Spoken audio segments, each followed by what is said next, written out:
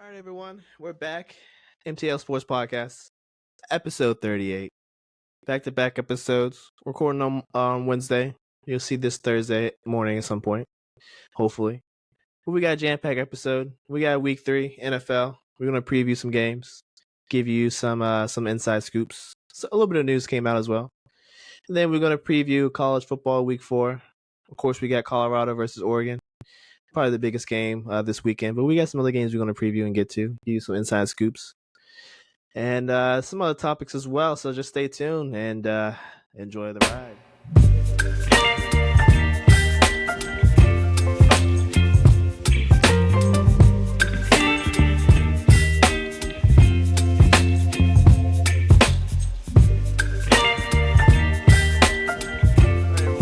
We're back. Let's get into NFL Week 3.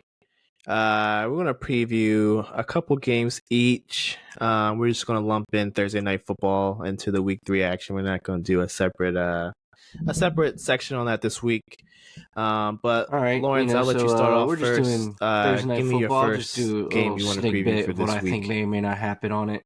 They got the San Francisco 49ers as a minus 10.5. That just seems like a lot. I do get that the Giants have looked pretty pathetic. You could say that it might be the tanking Cardinals are the only reason they won that game. I'm going to go on the other hand, and I'm going to just tell you guys, maybe the Giants 10 plus 10.5 is a pretty good odds. Like, beating an NFL team by 10 points is, it's pretty good when you can do it. So, I don't know. I just feel like this is going to be one of those night games where the Giants defense plays a little harder. Maybe they keep it close. I just think 10.5 points is a lot. But regardless, the 49ers have had 2 road games and they've gone 2-0. So this is going to be their first home game. They might just blow out the Giants. We don't know, but I just find it really hard to give another team 10.5. So I just got to go with the Giants 10.5 just because it's really just hard to give anyone that kind of I just take that kind of line and not take it. But moving forward to one of my first picks, I'm going to go with it may sound like an upset.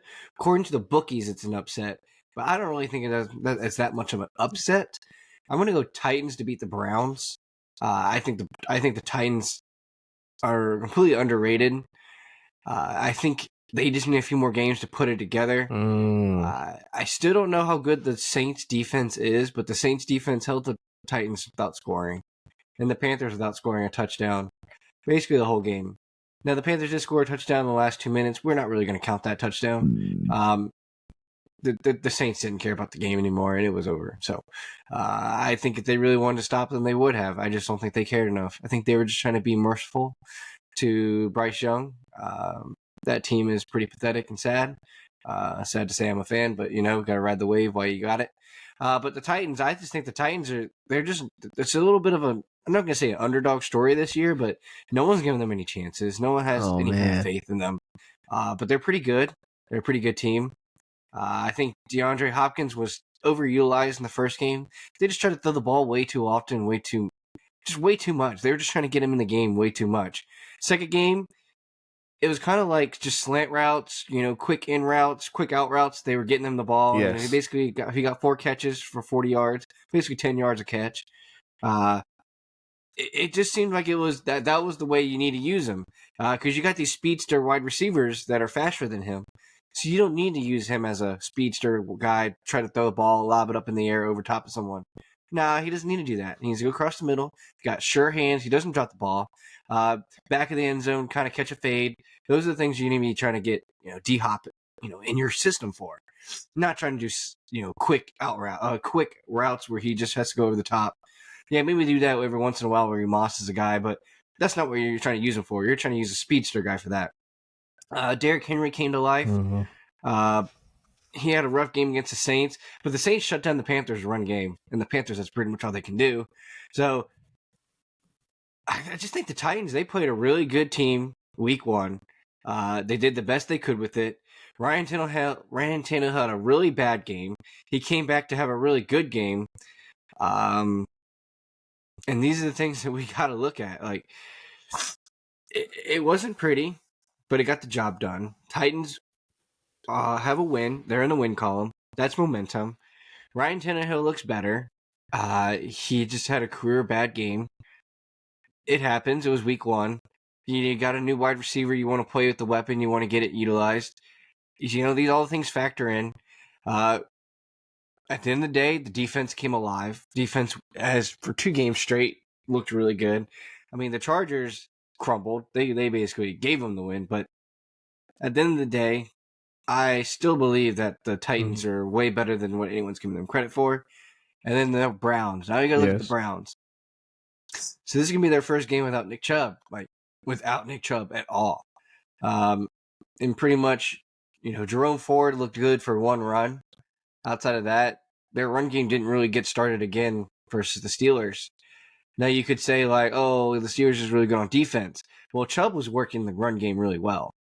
So that's a little bit, you could teeter-totter that whichever way you think. But with a quality running back, the Browns were getting the job done. Outside of one run, Jerome Ford just wasn't getting the job done. Now they're going to bring in Kareem Hunt. Yeah, he knows the system. How physically prepared is he, to run the whole season? We don't know. These are all these things that are going to factor in going into this game. And what is something that's affected the Browns for the first 2 games is pass rush. Well, the Titans have an incredible pass rush. You saw it the first game against the Saints. Their pass rush got there. You saw the last game against the Chargers. The pass rush got there. They do okay stopping the run. So the Titans just overall, to me, are just built like a team that can take advantage of this Browns team that is going to be feeling themselves out for probably 2 games, because that's a really big impact player that just got hurt. That's really impactful. They're going to weigh heavily on their defense, and rightly so. That means the under 39.5 might come true too, just because they're going to weigh on their defense way harder now. So that's why I think the Titans have the advantage here, because you lose a guy like Nick Chubb, that's big. I mean, that's just big, man.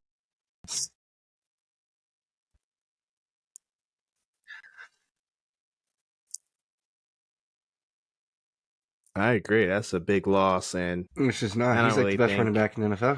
Like you said, just Ford and Kareem Hunt are going to equal Nick Chubb. It's just not going to happen.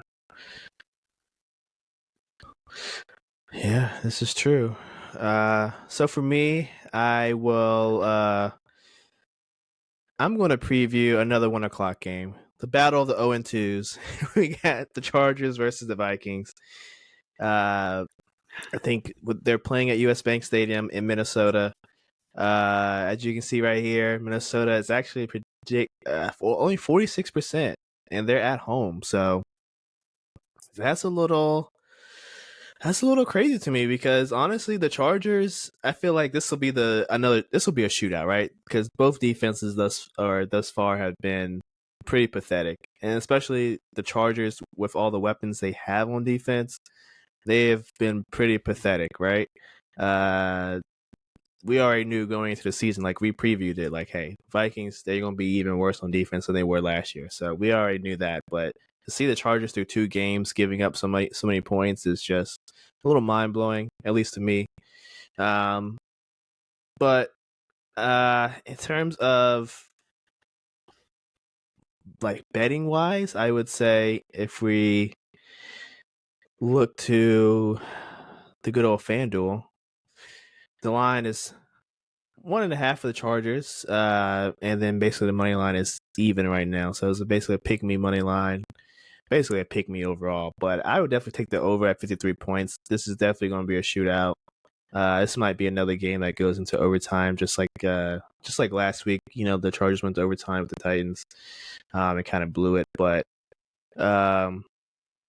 yeah, what I'm expecting is 3 games into the season, we'll see if Herbert can actually, win a close game. So far, I mean, just hasn't got it done. He had 2 close games, just haven't been able to close. And I think that's kind of his Achilles heels, right? Is, Herbert has all the gifts physically to play quarterback at an elite level. But when it comes to mental toughness and fortitude and just having the it factor, I feel like he at times he shows flashes of that, but we just saw 2 weeks in a row where he just can't get the job done. And He has all of the capabilities to. So I think that's very telling. So we'll see if he can do that this week. And then on the flip side, the Vikings, man, they need a win. They can't fall behind in this division. This division is good, like we predicted, and Green Bay actually looks really good, and Detroit looks really good. Even though they lost to the Seahawks, they look really good. So I don't think they can afford to go down 0-3 and try to play catch up, because I don't think it's gonna look too.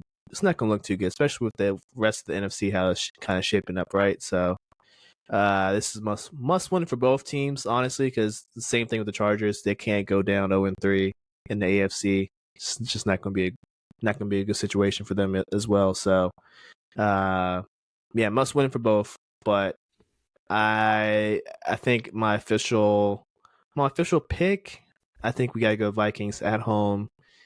I think Justin Jefferson will have a big game, and I think that will be enough to get them over the top. I think this is one close game that the Vikings will pull out. The Week 1 game against the Dolphins. Yeah, we will see.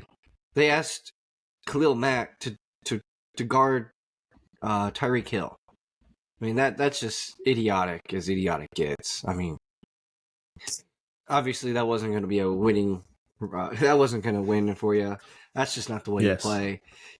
Brandon Staley's technically supposed to be a defensive coach anyway, so the fact that he wouldn't even try to run something like that or play something like that, I mean, that's just. I mean, that's where is his head at?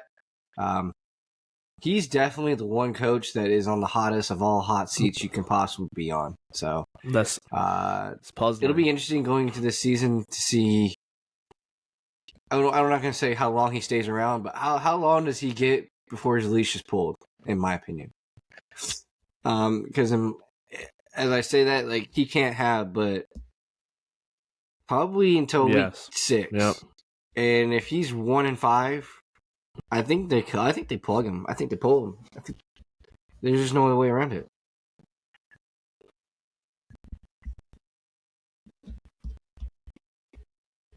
Oh, if the Chargers go 1-5, he's gone. They're not supposed to go 1-5. Right along. That's supposed to happen. Ooh, I'll try to get through this one real quick for you guys. Something that I want to talk about. I mean, so the Colts had Anthony Richardson. I think this would be a game. I think they could actually make this a game. But because they don't have him, I'm not really interested in it. But I'm going to move over, and I'm going to stay with the Commanders and Bills. I'm going to stay with the 1 o'clock games. And I'm going to say this now. I just know this is going to be a battle of defense. There's not going to be a lot of offense here. And that's just how it's going to go down. It's going to be a battle of the defense. Ron Rivera versus old defensive coordinator, head to head. You know, Josh Allen had a good comeback week against the brittle, weak Raiders defense. But this is the Commanders defense. They're nothing special and amazing, but they're at home. There's new energy when they're there's new energy when they're at home now, so it's not as sad as it used to be. There's actual energy in the stadium. They're the real deal. Next, the Commander, Ron Rivera helped build, the McDermott. So, there's coaching aspects that McDermott has that Ron Rivera is going to know, and vice versa. So offensively, neither one of them really calls their own offenses. So I'm just going to go with the fact that it's going to be. I'm going to hit the under 43.5, and I'm going to hit the Washington spread of 6.5. I just think the Commanders, they lose a nail biter. I don't think the Commanders are ever going to really get blown out of a game. I think they might be down early in a game and come back because that's the riverboat we're on mentality. But there's never going to be a point in the game where you'd think to yourselves, dude, the Commanders have no shot. That's just not how they're going to play. That's just never how a Ron Rivera team plays. Will they lose? Yeah. Will they win close games? Yeah. Have they only won close games so far? Yeah. That's just Riverboat Ron testing your heart pressure, okay? Your blood pressure. He's just testing it, He's trying to make sure you go to the doctor while you can. Yeah. So I got this one in a nail biter. It's gonna be way closer than what the books are saying it's gonna be. It's probably gonna be like a 17-21. a 17-20 kind of game. The Commanders are probably going to get an early lead, and they're going to try to milk the running game for a little bit. They're going to try to milk the running game way too long, and they just can't keep the ball running.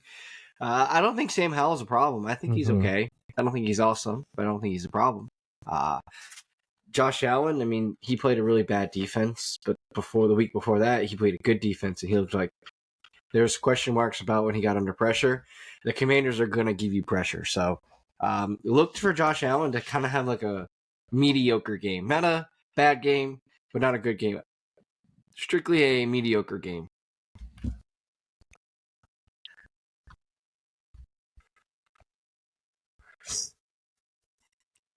Oh, they looked amazing. Yeah, I agree with you. Denver. Especially, the Commanders D-line. Chase Young was back, looked really good last game against the Denver two deep bombs. Offensive line. If you take away those two deep bombs, it's a completely different game. I just don't think they were ready for those deep bombs, and that happens. Sometimes you got to live and die by the deep bomb.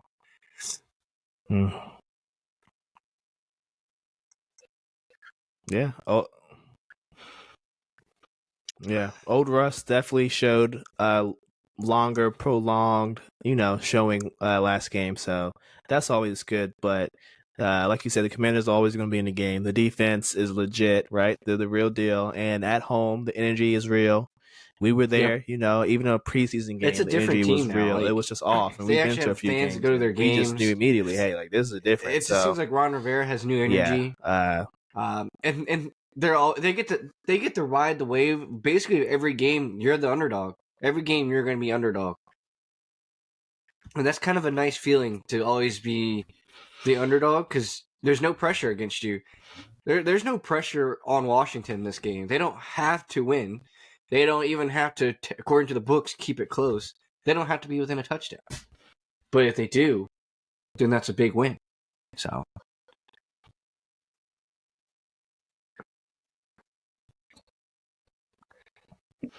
Yeah, that's a plus for them.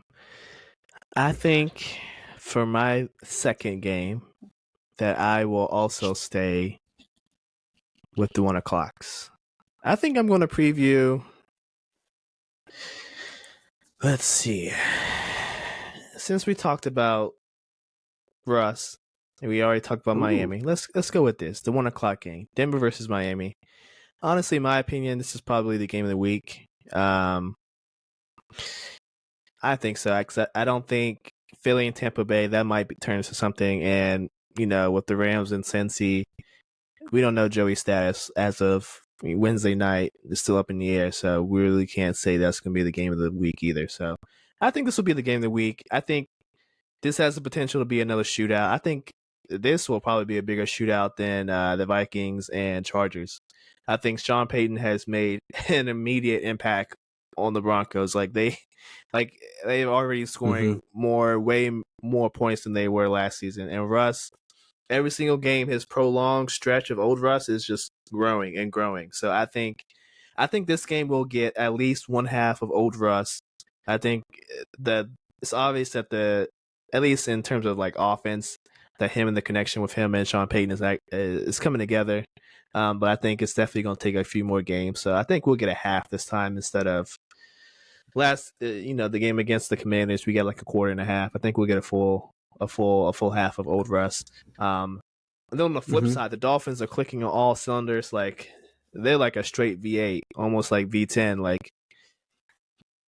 That offense is crazy. McDaniels is insane in terms of just his coaching style, the swag he brings to the team, and he's just letting Tua cook and letting Tyreek cook. And I know last week Tyreek only had 40 yards and a touchdown, but that's just because when he goes against Daddy Belichick, he said it. He said himself. He always gets shut down. He just can't do nothing about it. And they had 3 safeties back there, so there's no way in hell he was going to have any big plays, any chunk plays. Dude, the Patriots, if they didn't have Belichick as their coaching defense, they wouldn't have been competitive in these games. They're just not good on offense. They're just bad.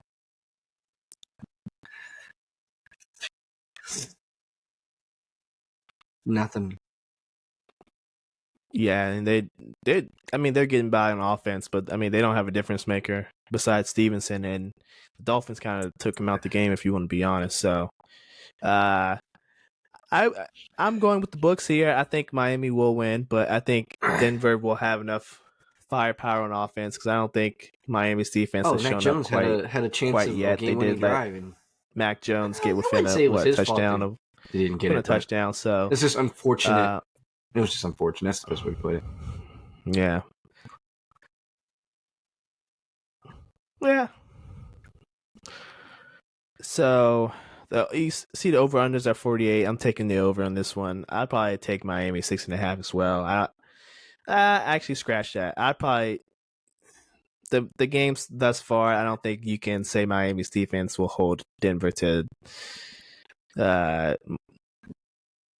to have to spread more than a touchdown. So I would probably just take the over in this one. I think Russ will have another good game. Probably at least 2 touchdowns over 300 yards. P. Ryan and Javonte Williams will cook. And then on the flip side, Hill will have a big. Well, Hill, I would say this: the Broncos, their stronghold on defense is their secondary. And I think this will be the toughest secondary that Tyreek and that receiving core has faced thus far. So it will be interesting to see if he can create enough separation and how they scheme things on Denver's side. If they're gonna how well they're gonna neutralize them. If they're gonna do some of the Denver's same things defense is ranked Belichick did, or if they're 23rd, just going to go, one on one They with a like to little bit run of a lot safety of help. man-to-man. It'll be interesting to see what how they man scheme it up. gets But Tyreek Hill every time. I think you're going to try to probably put Patrick Surtain on him as much as possible. But if you got these, I think man-to-man's getting more. I wouldn't say tougher, but it's tougher to get one guy on a guy the whole game nowadays because you can just motion. You and Tyreek starts over here, and then at the beginning of the play before it starts, he goes to the left side. Now Surtain can't go across the whole field. You just can't. You got to tell the other guy on the other side to go across. So and that's you what they can't do. force Surtain to just cover him the whole game. So and especially Tyreek Hill because Waddle and Tyreek will both start in the slot and move around. So they can go to the end. They can go to the slot. There's just so much weaponry between the two of them that I'm really interested to see how the I think it's Smithty, the wide receiver. I'm sorry, the tight end for the Dolphins. He's been getting good looks because both of them will go one way and he'll go the opposite way. No one looks at him at all. I mean, at all. So he's been getting good looks just because of that. And he's got speed to get down the field. Week 1, he kind of tore it up. It was a little bit tougher in week 2 for him because every time he did catch the ball, he was pretty much immediately tackled. So.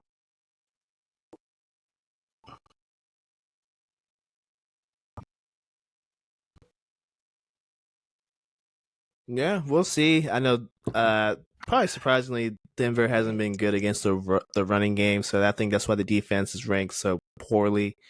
But I feel like in terms of secondary, they're definitely strong there. But we'll see. The defense is still coming together, but offense is definitely clicking all cylinders. So I think that's all I got for my second game. I think we're good with our week 3 previews.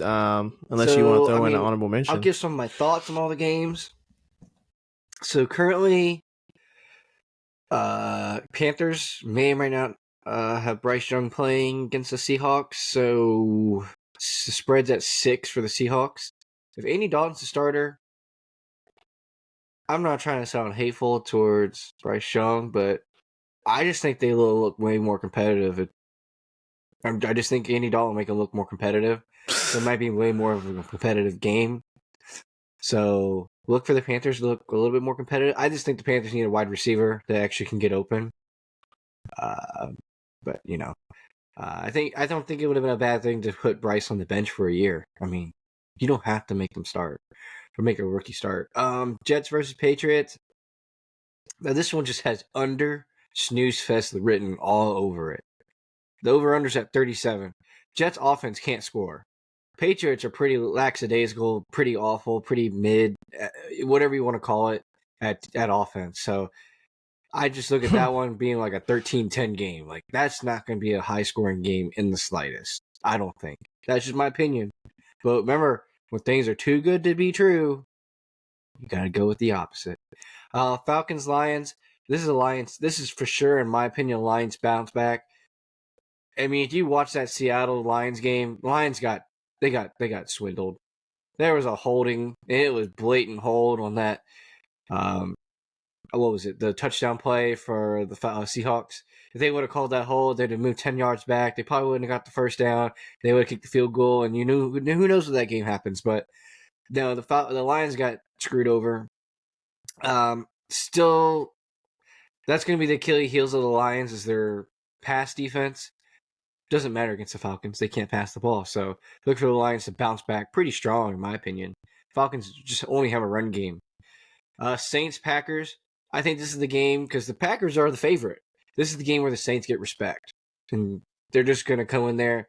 And I predict the Saints probably win by a touchdown. So watch them kill that spread. There's going to be a point in time where the Saints offense gets into a rhythm with Derek Carr.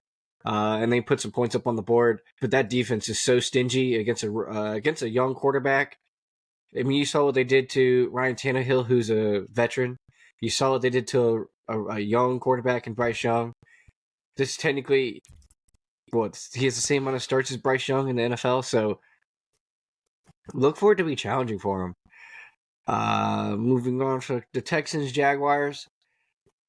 They got the Jaguars listed as a 9.5 favorite. Listen, Jaguars, you gotta score a touchdown when you go in the end zone or in the red zone.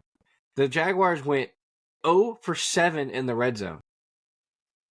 That game would have been completely different if you scored once or twice. I mean, it was just pathetically boring and bad. Jags should have won that game. You just don't know how to.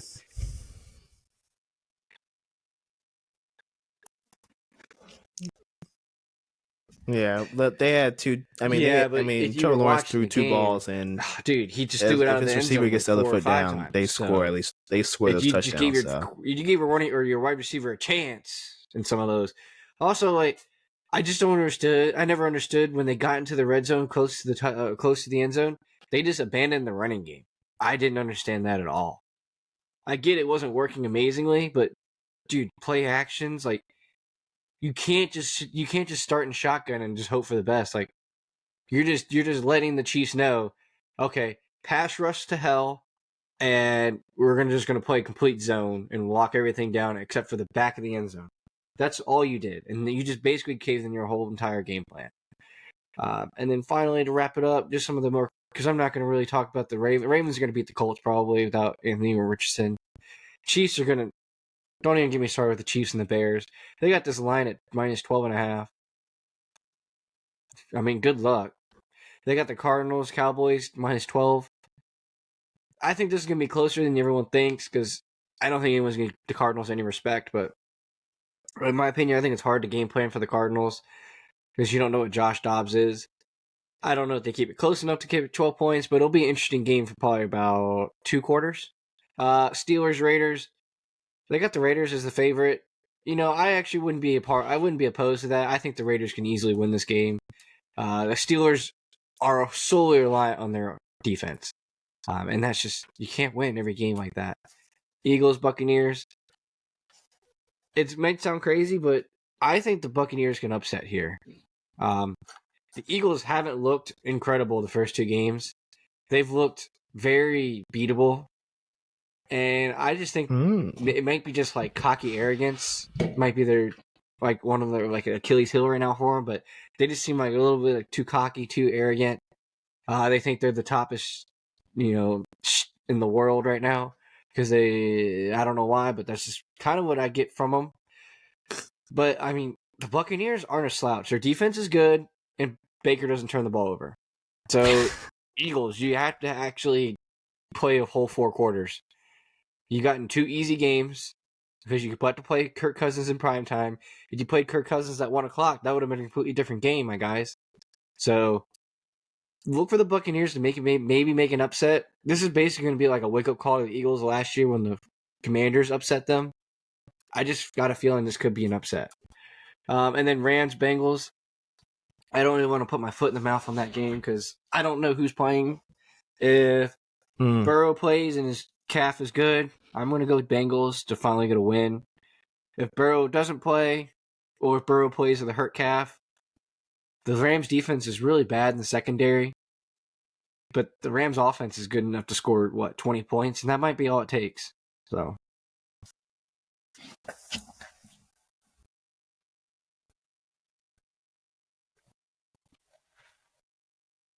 Yeah, I agree with you. I'm not going to say too much on that game until we know more, so I'll keep my 2 cents out that one. But that's our week 3 preview, guys. Coming up next, we got week 4 college football. We're going to preview some of these games coming up next. I think let's start out with the big one. All right, we got Colorado versus Oregon. Number 19. I think Colorado's 19. Oregon is number 10 in the country. Lawrence, I'll let you start this preview off. Colorado doesn't have Travis Hunter, of course. He's gone for at least 3 weeks. So Colorado is down, probably their second best player. How are we feeling? Are we taking the Oregon spread? Because last I checked, it was like at 23.5. What do we do? What do we do here? Oh, I don't even know why we're scared. To be honest with you, we're taking Colorado at 20 points. 21 points. If you really want to put your money where your mouth is, I'm taking Colorado 13. I just think that Colorado probably loses by 10. I don't think they're losing bad. It's just like everyone always has this like weird sort of, Bo Nix this, Bo Nix. Whenever a game really matters and it's against a good team, Bo Nix never seems to show up, in my opinion. I've never seen that guy beat up anyone but middle of the road Pac-12 teams, middle of the road SEC teams when he was at Auburn. I mean, whenever he plays in the big game, he always struggles. So, sorry, not sorry. I'm not completely sold on Oregon. But after that showing against Colorado State, I'm not sold on Colorado either. But I just think it took someone to punch Colorado in the mouth. I think they got lucky their first 2 games against pretty much bums. I mean, if we look at Nebraska looks pathetic. So yes, not really much to say on that one. And then the first one, TCU, I just think TCU wrote them off like they were nothing. I do believe now that we look at it, like we ran to give Colorado a ranking way too quick. That also has something to do with the fact that, we thought TCU was something and they just weren't. They're completely just not the team they were last year. So I'm not sold. Oregon's never sold anyone on their defense ever in any year. So the over-under is what is questionable because they got that thing listed at 70. Now, just being honest, I just think that you just have to click under on that. 70 points is a lot. Like, it's just a lot. That's a lot. It's like 30. That's a 30 to 40 game. Like, that's just a lot. That just means pretty much you score pretty much every drive. You're just not. A Deion Sanders defense is not going to get score on every drive. So, do you want the easy win? Just take Colorado plus 21. And do you want to put some money where your mouth is? You want to win some real bank? Take them down all the way to like 13. I mean, seriously, take them all the way down to 13. Give yourself a 3-point cushion. Because I think they're going to lose by like 10. I think it's probably like they're losing by 7, and there's probably like 5 minutes left in the game. Oregon gets the ball. Oregon goes down the field, wastes a bunch of time, kicks a field goal to make it pretty much an unwinnable game for Colorado because it'd be 10 points at that point. By the time Colorado can get all the way in the field to kick a field goal or score again, there's pretty much no time left because Oregon successfully ran the timeout. I just think Oregon, they've had a little bit more time as a cohesive unit to become better than Colorado. But I don't think they're better by 21 points than Colorado. So I take it down to 13 because I think they're going to win by 10. So just 3-point cushion in case it doesn't, or a 14-point cushion in case it's 2 touchdowns. You know what? 14.5, just to be safe. We're still winning big bank because you're 7 points under what they already thinking. Yeah. No, I agree. I think there's no way where, and we got to think of it like this, right? This is the Pac-12, right? Big Pac-12 game.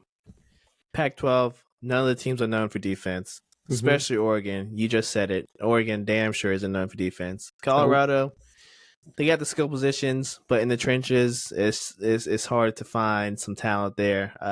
Obviously, they're D1 talent, but it's hard to find some real talent. So this will be a shootout. And to say that Colorado is going to lose by more than 21 is insane. I'm definitely taking the very safe Colorado plus 21. I think it was at plus 23 earlier today, but I guess the line is going to keep shrinking. So probably take it as soon as you see this episode, right? Mm-hmm. Yes, I would take that because there's no way that Shedeur isn't going to keep up with Bo Nix. Like, even with Travis Hunter out, he's just going to put up points. He put up points the last game. I mean, they went to double OT and he was pitting the ball in the end zone. I think Colorado, like we said, last game, it was a trap game and they almost got trapped. I think they thought they were just going to whoop some ass, and in reality, they got their ass whooped a little bit. So I think on the flip side, though, I think this is a trap game for Oregon. And a lot of people have been saying, like, hey, I think Oregon, there's two possibilities. And one of those possibilities are Oregon's not going to take Colorado seriously because everyone's thinking they're going to kick their ass. And I think that's a very likely scenario. I feel like Oregon is not going to take them seriously because they say, oh, you don't have Travis Hunter. You can't lock us down on defense. And you damn sure can't keep up with the scoring. But I think that's definitely the opposite. I think Travis Hunter, he's good on offense, and rightfully so. He's a worrisome threat, right? You gotta always look out for him. But I think for the most part, they use him as a decoy, and so that makes it so that everyone else can get their one-on-ones. I think the other skill guys are just still good enough, and Shedeur makes good enough reads and throws that he's gonna be able to keep up with both. So this is gonna be a shootout. I'm contemplating taking it over because Colorado can put up points, and I know for sure Oregon's going to put up points against this Colorado defense. So I'm 50-50 on the over, but I'm with you.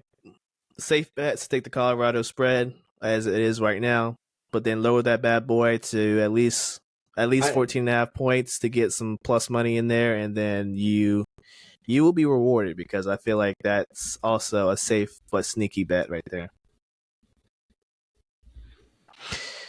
All right, throw it back to you, Lawrence. What other games do you have your eye on for this Saturday or even Friday? Because there's some games this Friday.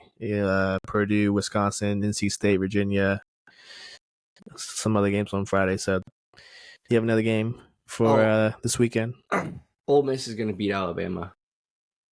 Oh, is that a hot take, or is that just like because of the quarterback situation? Is that just like? Oh, I guess you can say it's a hot take because they got Alabama listed as 6.5 favorite. I think they were listed as what, 34 or something. Was it 34? I think they were listed as a 34-point favorite against USF. Obviously, you watch the game, they won 17-3, but it basically was 10-3. Don't let them trick you with the score. It was 10-3. It was a 10-3 game. They scored like 40 seconds left in the fourth quarter. It was a 10-3 game. They barely beat USF. So, man, I mean, here's why I think what I think. Ole Miss has beaten Georgia Tech. I'm not going to say Georgia Tech's amazing, but Georgia Tech is a D1 program. Georgia Tech took Louisville to their limit in week 1. If you look at Dart, I mean, Jude, he's looked good this season for the quarterback for them. You can't say the same thing for Alabama. We don't even know who they're going to throw out there at quarterback. Yeah, I mean, it was pretty cool. It was pretty obvious that Moreau, whatever his name is, he wasn't going to cut it. Whoever they started yesterday or started against USF, I don't even know how he had a scholarship to Alabama. He looked bad. And the guy they brought in second, he looked okay, but he didn't have any rhythm with any of the offense. So it's pretty obvious that he hasn't getting a lot of reps. Are they going to start him? Did they get him some reps? Like, don't even get me started, but Ole Miss in the past has had a history of not being able to stop the run. So you're coming into this game and you're telling your front four, front seven, whatever you want to call it, you got to stop the run. If you stop the run, we're going to win this game. And that's just the easiest way to put it. If you can stop them from running the ball, it'll be easy for you. It'll be easiest thing possible. But if you can't, it's going to be a long night. I think Ole Miss can hang with them. So Ole Miss is beating Georgia Tech. No one's getting a lot of credit to Tulane, but they beat Tulane and they handled Tulane. They weren't. It wasn't like it was a close game. They were up by like 7 to 10 points on Tulane the whole game, but Tulane stayed in the game the whole way. So I think Tulane's a good team. And Ole Miss, they got their one gimme game where they played a really bad team and they put up 72 points. So they showed you that they're going to keep the horse. They're going to keep the pedal to the metal. They don't give a crap. I hope they keep that mentality. And I really want to watch a blowout against Alabama. I would love to see Ole Miss blow out Alabama. I kind of think Ole Miss might win by a touchdown against Alabama. Just kind of flip side the -6.5 the other way. But to make it a little prettier for your possibilities, we're probably going to look at a 4-point game. So probably go Ole Miss -3.5. Ole Miss is probably going to be up 4 at the end of the game, and they're going to force Alabama to go down the field and score a touchdown instead of just kicking a field goal. Okay, I agree with you. I think this is going to be a good game. But I mean, the question marks at quarterback is what's going to kill Alabama. I don't think they really have a really strong showing as of late, and that's probably going to carry over into this game. So, all right, for me, I think I'm going to go with Ohio State and Notre Dame. 7:30 game, NBC or Peacock. If you have Peacock, you can watch it there. As you can see, almost 66% is on Ohio State, rightfully so.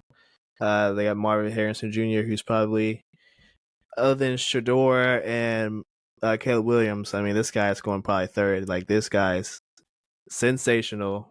Probably one of the best wide receivers prospects we've had since, I don't know, probably Devontae Smith. I mean, well, even people had question marks about him, so I don't even know. Probably Justin Jefferson. I mean, this kid is awesome. The over under, they have OSU at -3 on the Caesar Sportsbook. That's the line, and the over under is at 55.5. I think this will be a shootout. I feel like I would suggest taking the over in this one, right? I think Notre Dame has some firepower on offense, and of course Ohio State has firepower on offense. I think this will be more of like a modern college football game where it's just both teams just driving it down the field, not too much defense is going on. There will be defensive moments, don't get me wrong, and definitely in the fourth quarter or maybe like late in the second when the 2-minute offenses come out. Maybe we'll see a stop here and there, but I don't think there's going to be any too much defense played in this game. So I think this is going to be a classic shootout, and I think Ohio State has slightly more offensive firepower. So I would give the slight edge to Ohio State in this one. I think that -3, I feel like it's safe to take that. It'll probably be a push in the end. In the end, you'll probably just get your money back because it'll be like a 41-38 game or something like that. So, yeah, I'm going to pick Ohio State in this one. Interesting. I'm not opposed to it. I don't really know who's going to win this game. I do know it's probably going to be a good game. Something to look out for Notre Dame, though, which does help your over, is the quarterback for Notre Dame, Sam Hartman. I'm pretty sure is our age at this point. Dude, he's been in college football forever. Yes. By the time he retires, he probably will have every stat known to man that he has won. So I think with him at quarterback, it's really hard to ever write them off as in a game. With the fact that they're being at home, I kind of give the slight edge to Notre Dame with that running game because they can kind of suffocate that Ohio State offense off the field just by never giving the ball back because that running game has looked really potent. And then when they have to, they can throw the ball with Hartman. So basically, I think this should be closer to like a pick 'em. That's my opinion. I feel like people should be able to make money either way on a money line in this kind of game. Either way. Yeah, I agree with you. Do you have a second game you want to preview for this weekend? No, I don't really have too many more games. One that I'm kind of interested in which way it's going to turn out is Iowa versus Penn State.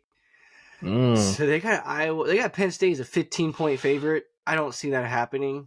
I see this more like a touchdown game for Penn State. Iowa's defense is too potent to be down by 15 points, and the fact that Iowa finally has a quarterback for once in their life. I mean, he's nothing great, but he's the former quarterback for the Michigan Wolverines. He's all right. He's all right. That's the best way to put it. He's all right. But no, I don't think this is your typical Iowa team that they can't score points. This is your Iowa team that can put a few points on the board, and their defense is just as, complementary towards that offense. So look to Iowa to actually cover that spread of 15 points, in my opinion. Okay, I got you. One game that I have my eye on, just to wrap things up. I think the Florida State Clemson game will be good. Florida State 57.3% think they're going to win. They, they barely snuck out of Boston College alive last week, and I know BC always puts up a good fight against ACC opponents, and I don't know. I feel like that was really telling. I don't think FSU should have even let that game come close, but for whatever reason, they did. So I expect Clemson to put up a fight. I think Clemson is. I know they got embarrassed too their first game, and rightfully so, right? But I feel like the ACC opponent, basically the two powerhouses of the ACC now, I feel like almost in source of a rivalry game, right? I think just because of that, I feel like the game will be close. As you can see, the line is 2.5 for FSU. The over under is at 55. I probably wouldn't touch the over under, but I don't know. For me, this is a pick me. I feel like you can make money either way. I think there's no wrong choice. If you want to pay money on Clemson because they're at home, makes sense. If you trust Florida State's going to pull this one out like they did last week, there's no wrong in taking their line at 2.5. 12 o'clock kickoff on ABC. I think it'll be a good game to watch. Hopefully, I think I have work on Saturday, so hopefully I'll get off in time to watch. Early in the third or late or early fourth quarter, because I feel like this will be a good game. This will be a nail biter for sure. I agree. All right.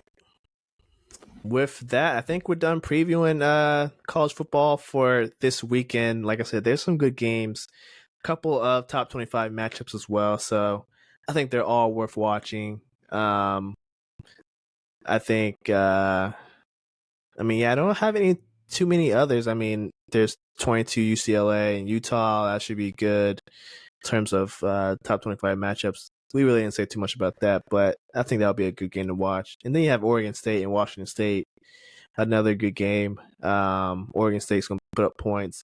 Washington State has been able to put up points as well, so that's another shootout. And then some of the late games, we have California versus Washington. Washington is high-powered offense, and their quarterback's pretty good. So if you can stay up, East Coasters, you can stay up for that game. I'll definitely recommend that game as well. But I think that's it, y'all. No rapid fire for today's episode. We, if you didn't catch last episode, we pretty much went through a lot of topics in rapid fire. So just the day turnaround. There's not too much news besides Kareem Hunt. Kareem Hunt got picked up by the Browns, of course, and then I think right before we started the show, Cam Akers got traded to the Vikings. So Vikings get a competent. Well, I'm not trying to say Madison isn't competent, but Cam Akers is a good running back. I feel like he'll complement the Vikings very, very well. I think more of a bully nose running back. Yeah, because Madison, I feel like is more like not like a gadget guy, but he's better used as like a gadget guy. I feel like that's probably his role instead of being a 3-down back. Wouldn't you say? Yeah, I mean, I look at Madison. I just don't understand. I never understood why they just kept pounding it up the middle with him. It doesn't seem like that's the way they've used him in the past. I guess because they had Dalvin Cook, but he was way more of the utility, catch out of the backfield kind of guy. Never really seemed like let me just bully up to the middle and get 10 yards. Let me bully up the middle and get 6 yards kind of running back. And the fact that they're using him like that this year, it just is, maybe they thought that that's what he could become or what he could be. But I just never thought that's what he was going to do. I thought they were just going to kind of move away from that. I thought they were going to be running a lot more draws because they love the freaking shotgun formation. So I thought maybe, okay, they're going to run a lot more draws. You just kind of don't. I think it's a little bit questionable. I think there's a lot of teams that we look at around the league. Their offensive play calling is extremely questionable. Yep. And I think they're also one of them. My Bengals included because all they do is run shotgun, but that's a topic for another day. Yeah, dude. You got to do something. If you were just run shotgun, you're just basically telling everyone, hey, we're throwing the ball. And why no one runs draw plays so far this year out of the shotgun, I don't know. Because a lot of times you're seeing these quarterbacks go in the shotgun and then just take off right up the middle. If you gave it to the running back, he's faster and more elusive. He probably gets more yards. No offense to you, quarterback, but unless you're Lamar Jackson, yeah, definitely. It's definitely. I don't see why they haven't brought that out the playbook yet. Maybe they have to install it, but we'll see. All right, y'all. That's wrapping up episode 38 of the MTL Sports Podcast. Make sure you watch Thursday Night Football. It comes on tomorrow, Amazon Prime or Twitch. Make sure you watch it. We will see you guys next week on Monday. Have a good week, y'all. Thank you for watching. And yeah, with that, peace out, y'all. Sayonara.